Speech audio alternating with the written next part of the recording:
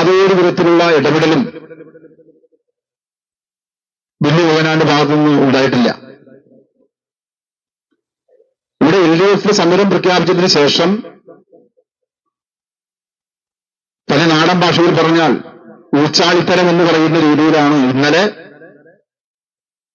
MP-യും MLA-യും ചേർന്ന് ഇവിടെ നാടകം നടത്തിയത്. ഞങ്ങൾ സാധാരണ ഗ്രാമപഞ്ചായത്ത് അംഗങ്ങളും മുനിസിപ്പൽ കൗൺസിലർമാരുള്ള ഏറ്റവും താഴെക്കിടയിലുള്ള ജനപ്രതിനിധികളാണ്. ഒരു ജനപ്രതിനിധിയുടെ സമരത്തെ പോലും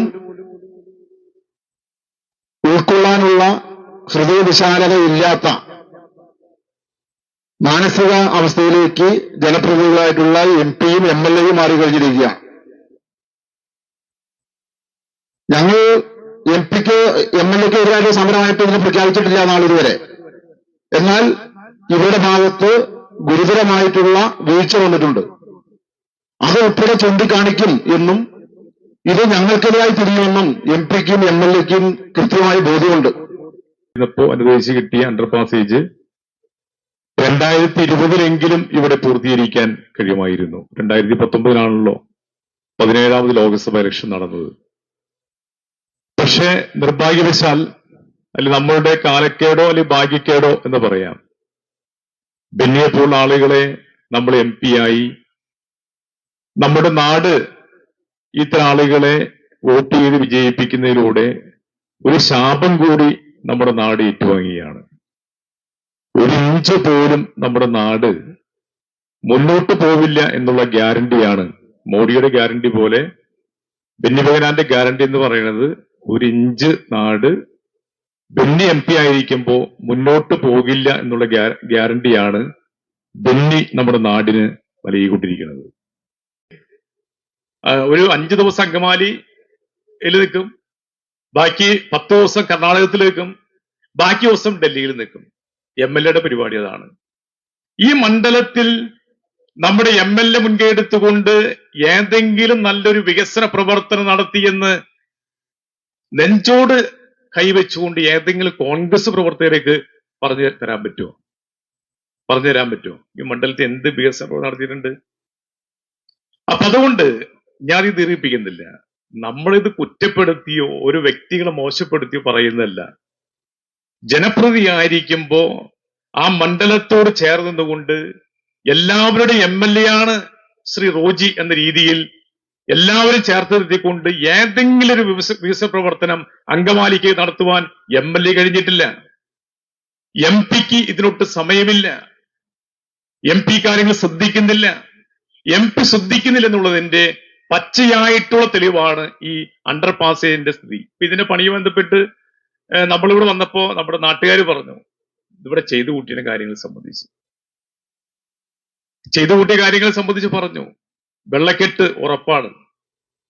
വർഷകാലം വരുമ്പോ ഇപ്പൊ ഇതിന്റെ മുകളില് ഷീറ്റ് മേയെന്ന് പറയുന്നത്, ഷീറ്റ് മേഞ്ഞാലും ഇന്നുള്ള ഘടന വെച്ചുകൊണ്ട് ഈ പണി പൂർത്തീകരിച്ചു കഴിഞ്ഞാൽ 2-3 മാസക്കാലത്തേക്ക് ഇതിലൂടെ സഞ്ചരിക്കുവാൻ, വെള്ളത്തിലൂടെ നടക്കാൻ പറ്റുള്ളൂ.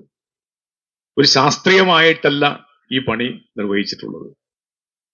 ഇത് ആരാണ്ടക്ക് കാട്ടിലെ തടി തേവയുടെ ആന എന്ന് പറയുന്ന അവസ്ഥയാണ് റെയിൽവേക്ക് മാത്രമല്ല പൊതുവെ ഇപ്പൊ BJP ഭരിച്ചുകൊണ്ടിരിക്കുമ്പോൾ കേന്ദ്ര ഗവൺമെന്റ് അവസ്ഥയിലാണ്.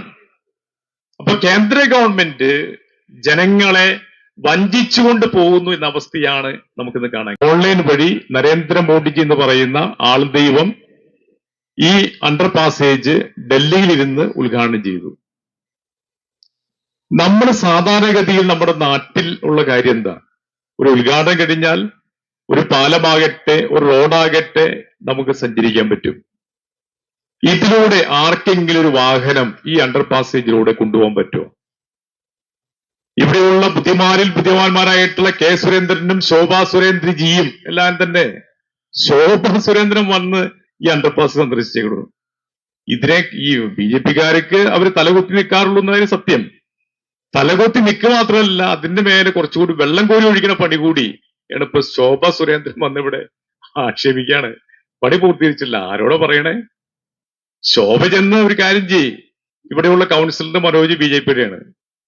ശോഭയും ഈ മനോജും രഘു എന്ന് പറഞ്ഞ ഒരു കൗൺസിലർ രഘു, നിങ്ങൾ ഒരു കാര്യം ചെയ്യ്, നിങ്ങൾ നരേന്ദ്രമോദിജിനെ വിളിച്ചു പറയ്, ഇത് കേരളം ഗവൺമെന്റ് എന്താ പഠിച്ചത്? നരേന്ദ്രമോദിജി ഉദ്ഘാടനം ചെയ്ത് MP ഇവിടെ സാന്നിധ്യം ഉണ്ടായി, മുനിസിപ്പൽ ചെയർമാൻ സാന്നിധ്യം ഉണ്ടായി, MLA സാന്നിധ്യം ഉണ്ടായി. ഈ അണ്ടർ പാസേജിന്റെ സ്ഥിതി ഇപ്പോ നമ്മൾ കണ്ടു. 2 സ്ഥലത്ത് സിമെന്റ് കൊണ്ട് കെട്ടി മറ്റേ കുറെ മണ്ണ് ഫില്ല് ചെയ്തു. റെയിൽ പിന്നെ ഇത് ട്രെയിൻ ഓടിക്കണം എന്നുള്ളത് കൊണ്ട് ആ പണി ഞാൻ ഇപ്പൊ ഇവിടെ വന്നപ്പോ ബെന്നി മുഞ്ഞൽ പറയായിരുന്നു, ബീഹാറിലേക്ക് ആണെങ്കിൽ 15 പാലായിട്ടോ ബീഹാറിൽ വീണ് തുടങ്ങിയിട്ട്. നിങ്ങൾ വായിക്കില്ലാരും, ബീഹാറിൽ പണിയുടെ പാലക്ക് വീഴാണെന്ന്. NDAയുടെ ഘടകകക്ഷിയായ നിതീഷ് കുമാർ ഭരിക്കണേ ബീഹാറിൽ BJP NDAയും കൂടി അവരാണ് പണിയണത്. അവര് പാർട്ടിക്കാർക്ക് കൊടുത്തേക്കാണ്. RSSന്റെ കാര്യവാഹന്മാർക്കും BJPയുടെ ജനറൽ സെക്രട്ടറിമാർക്ക് പാലമണി കൊടുത്തേപ്പിച്ചാണ്